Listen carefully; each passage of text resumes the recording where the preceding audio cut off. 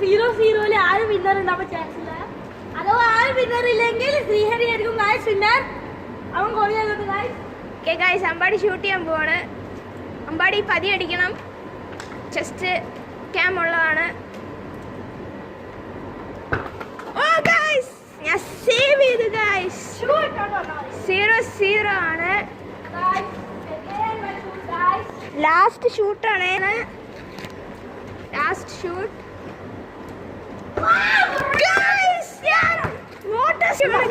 ഞാൻ ഫ്യൂച്ചർ അടിക്കുമോ ഇല്ലയോ കമന്റ് ചെയ്യുക. ടൈം മെൻഷൻ ചെയ്ത് കമന്റ് ചെയ്താൽ മതി ഗൈസ്.